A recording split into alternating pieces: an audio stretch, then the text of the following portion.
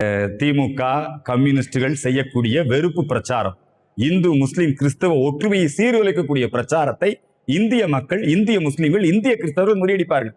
இன்னைக்கு கேரள மாநிலத்தில் தேர்தலில் கிறிஸ்தவர்கள் எல்லாம் பிஜேபி ஆதரிக்கிறாங்க. ஏன்னா அங்க லவ் ஜிகாத் நடவடிக்கை, அதனால பாதிக்கப்பட்டிருக்காங்க.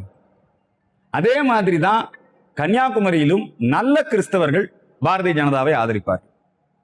தேசபக்தி உள்ள அப்துல் கலாம் மாதிரியாக இருக்கக்கூடிய அந்த அவரை நேசிக்கக்கூடியவர்கள் பாரதிய ஜனதாவை ஆதரிப்பார். கலாம் என்றாலே கழகம்னு அப்துல் கலாமை வெறுக்கக்கூடியவங்க நிச்சயமா பிஜேபி எதிர்ப்பாங்க. அவங்களுடைய வெறுப்பு பிரச்சாரத்துக்கு நம்ம பதில் சொல்ல வேண்டியதில்லை. இப்ப அவங்களுடைய பிரச்சார ஏஜென்ட்டாக மாறிட்டார் கமலஹாசன். ஒரு ராஜ்யசபா சீட்டுக்காக, நல்ல சினிமா பட வாய்ப்புக்காக, அறிவாலயத்திற்கு அவங்க என்ன செஞ்சாலும் அவங்க அதை பத்தி பிஜேபிக்கு எதிரான வெறுப்பு பிரச்சாரத்திலே இன்றைக்கு அவர்கள் ஈடுபட்டு கொண்டிருக்கிறார்கள். அவர் எழுதுறது பேசுறதெல்லாம் பாருங்க. இன்னொரு பக்கம் இப்ப ஜோசப் விஜய் அவர் கன்னியாகுமரி மாவட்டத்தில் மிகப்பெரிய தாக்கத்தை ஏற்படுத்துவார். கன்னியாகுமரி மாவட்டத்தில் திமுக கூட்டணியை தோற்கடிக்கக்கூடிய பொறுப்பை ஜோசப் விஜய் எடுத்துக்கிட்டார். ஏன்னா சபைகளே இப்ப ரெண்டா நிக்குது. நேரடியாக கிறிஸ்தவராக இருக்கிற ஜோசப் விஜய்க்கு ஆதரவு, கடலோர மீனவ மக்கள் ஜோசப் விஜய்க்கு ஆதரவு, அந்த பிரச்சாரத்தை சபைகளே பண்ண ஆரம்பிச்சிட்டாங்க. இவ்வளவு நாள் திமுக அந்த கிறிஸ்தவ சபைகளெல்லாம் கண்ட்ரோல வச்சிருந்தாங்க. இன்னைக்கு ஜோசப் விஜய் அந்த ஓட்ட சிதறடிக்கிறார். அதனால கன்னியாகுமரியில் 6 தொகுதியிலையும் தேசிய ஜனநாயக கூட்டணி நிச்சயமாக வெற்றி பெறக்கூடிய வாய்ப்பை அவர்கள் இன்றைக்கு உருவாக்கி கொண்டிருக்கிறார்கள். ஜோசப் விஜயுடைய கட்சி ஒரு சீட் கூட ஜெயிக்காது, எல்லா இடத்துலையும் டெபாசிட் போகும். அவங்களுக்கு தமிழ்நாடு முழுக்க இருக்கக்கூடிய மக்கள், ஏன்னா அந்த கட்சியினுடைய செல்வாக்கு குறைஞ்சிக்கிட்டே இருக்குது. கரூர் நெரிசல் சாவு, அதுக்கப்புறம் அந்த தொண்டர்களுடைய நடவடிக்கை, அதனை தொடர்ந்து ஜோசப் விஜய் அவர்கள் தன்னுடைய குடும்பத்தில் தன்னுடைய மனைவியை குறித்து அது ஒர்த்து இல்லைன்னு பேசுனது.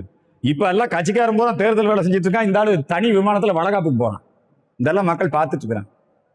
அதனால ஜோசப் விஜய் தமிழக மக்களால் புறக்கணிக்கப்படுவார்கள். நாம் தமிழர் கட்சி இருக்குது. இந்த நாம் தமிழர் கட்சி என்னன்னா, அவங்களும் மறைமுகமாக, இப்ப ஜோசப் விஜய் நேரடியாக திமுகவுடைய ஒரு டீமா செயல்படுறாரு. அவருடைய ஜனநாயகன் படம் அதை திமுக அந்த சன் டிவி நிறுவனம் தான் சேட்டலைட் உரிமை வாங்கியிருக்குது. திமுகவுக்கும் அவருக்கும் நல்ல நெருக்கம் இருக்குது.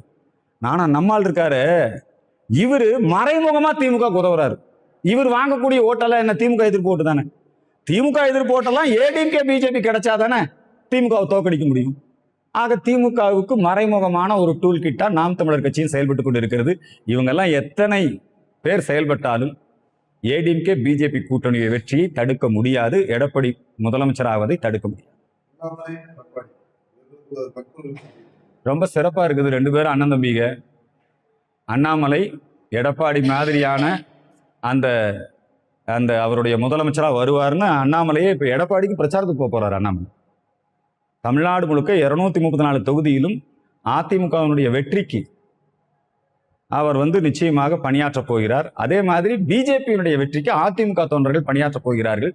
இது களத்திலே நம்ம பார்க்குறோம். எஸ்பி வேலுமணியும் அண்ணாமலையும் ஒன்றாக இணைந்து சமீபத்தில் நடந்த போராட்டம், நான் அதில் கலந்துகிட்டேன். மிகப்பெரிய மக்கள் வெள்ளம்.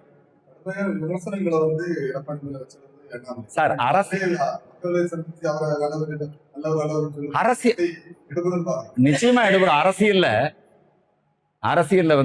தேசிய கட்சிகள் மாநில கட்சிகளோடு சேருகிற பொழுது என்னங்க இது மாதிரியான சில தர்ம சங்கடமான நிகழ்வுகள் இருக்கும். அதையெல்லாம் மாற்றி இப்போ ஒற்றை நோக்கம் திமுகவை தோற்கடிக்கணும். எடப்பாடிக்கு நோக்கம் என்ன? திமுகவை தோற்கடிக்கணும். அண்ணாமலைக்கு நோக்கம் என்ன? திமுகவை தோற்கடிக்கணும். ஆகவே அந்த ஒற்றை புள்ளியிலே இருவரும் இணைந்து அண்ணன் தம்பிகளாக செயல்படுகிறார்கள். நிச்சயமாக மாற்றும்.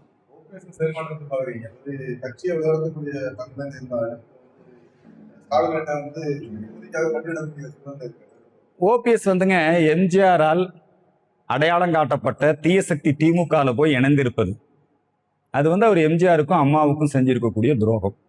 அதனால அவருடைய அரசியல் நடவடிக்கைகள், அவர் பக்கத்துல அவர் பேசக்கூடிய விஷயம், இதிலெல்லாம் அவங்க திமுகவுக்கு வலு சேர்க்கிறாங்க. எம்ஜிஆர் கட்சி எப்பவுமே திமுகவுக்கு எதிரானது. அதனால அவர் ஓபிஎஸ் ஐயாவுடைய முடிவை அதுக்கு மேல நம்ம ஒன்றும் சொல்றதுக்கு ஒன்றும் இல்லை. ஒரு தொண்டன் கூட அந்த முடிவை ஏற்றுக்க அதெல்லாம் இப்ப திமுகவே முழுக்க முழுக்க அதிமுகவினரால் நிரம்பி இருக்கிறது. திமுக இருக்கிற பெரிய பெரிய மந்திரி எல்லாம் யாருங்க? திமுக பெரிய மந்திரி யாரு?